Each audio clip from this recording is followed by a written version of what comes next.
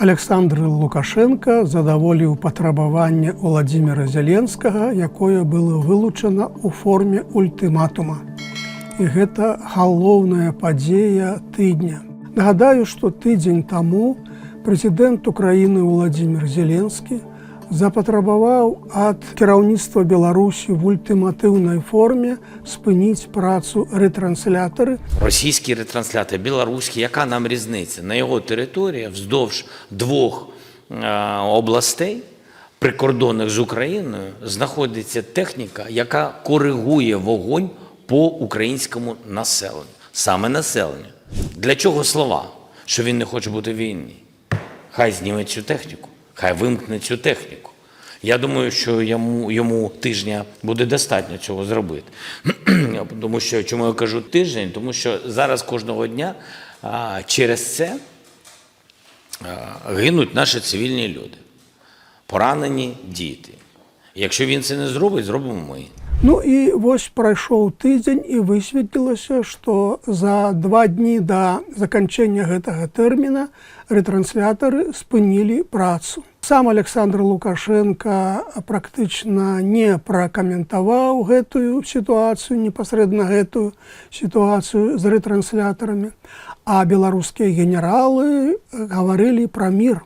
І міністр абароны Хрэнін, і дзяржсакратар Рады бяспекі Вальфовіч усяляк падкрэслівалі, што Беларусь не хоча вайны, Беларусь супраць вайны і хацела б мірна жыць з усімі суседзямі. Сітуацыя вельмі рэзка памянялася за гэтыя часы вайны. Нагадаю, што першыя гады вайны Украіна усяляк хацела не правакаваць Лукашенка, неяк не падштурхнуць яго нейкімі неўклюднымі дзеяннямі да больш актыўнага ўдзелу ў вайне. Цяпер усё наадварот. Беларускае кіраўніцтва усяляк не хоча правакаваць Украіну, бо разумее усю уразлівасць Беларусі перад ваеннай зброяй Украіны, а асабліва перад украінскімі дронамі. І што могуць зрабіць украінскія дроны, яны добра паказалі на тэрыторыі России. Потому что мы понимаем, не дай бог будет развязана горячая война, мы будем просто похожи на смертников. Мы просто будем смертниками. І таму цяпер афіцыйны Менск дэманструе міралюбства. Неяк зусім забыўся Александр Лукашенко, што недаўна ён пагражаў усім суседзям і ядзернай зброяй, і ракетным комплексам «Арэшнік».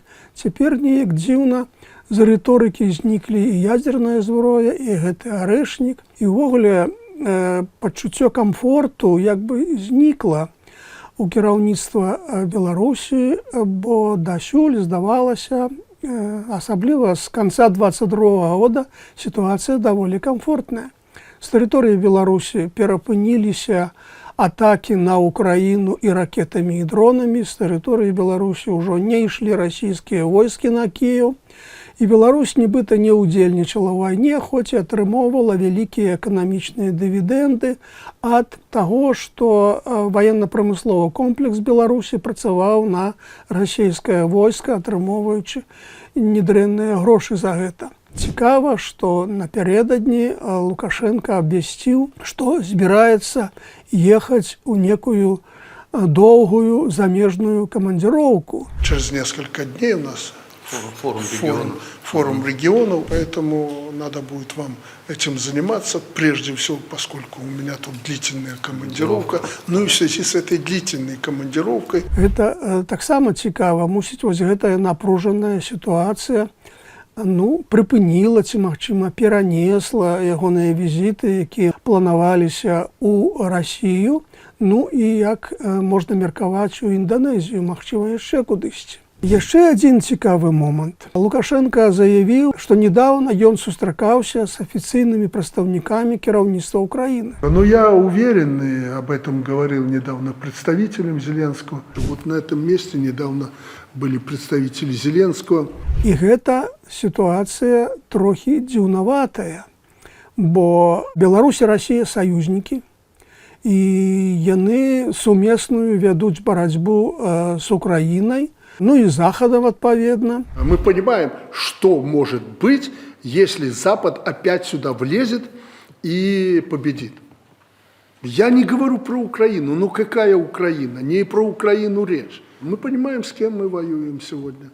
І вось калі падчас вайны адзін з саюзнікаў вядзе перамовы з дэлегацыяй урада праціўніка, ну гэта называецца сепаратныя перамовы. Ці яны з дазволу Расіі, ці яны за згоды Расіі, ці гэта зроблена аўтаномна, гэта вялікае цікавае пытанне. І я думаю, што візіт Александра Лукашэнкі ў Расію, перамовы з Пуціным, магчыма, будуць адныя з самых важных за ўсе годы з пачатку вайны. Тым часам Уладзімір Зеленскі амаль кожны дзень працягвае гаварыць пра Беларусь.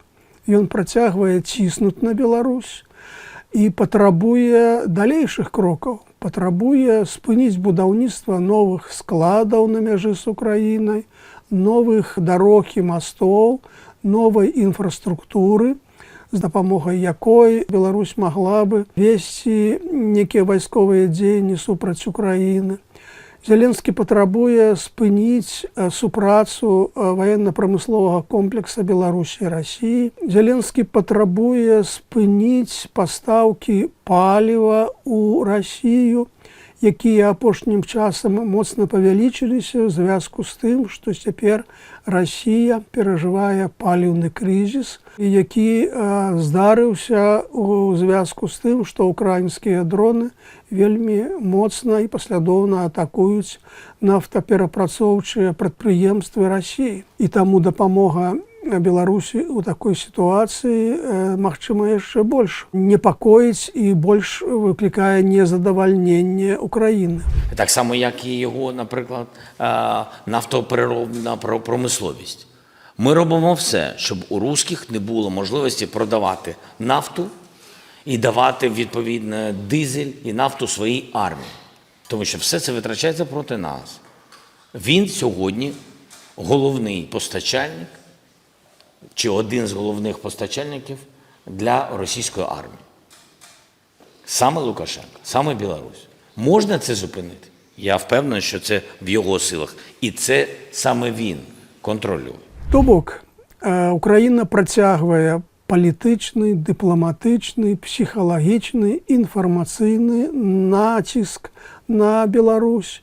І гэта прыводзіць да пэўных вынікаў. Вось тое, што беларускі бок фактычна прыпыніў працу гэтых рэтранслятораў, кажа пра ўражлівасць Лукашенка, таму што дасюль склалася ўражанне пра вобраз Лукашэнкі як моцнага палітыка, які не паддаецца націск, які ў любой сітуацыі дэманструе сілу, які баіцца здацца слабым, і не паддаецца на некі ціск, некі шантаж, і заўсёды адказвае ударам на удар.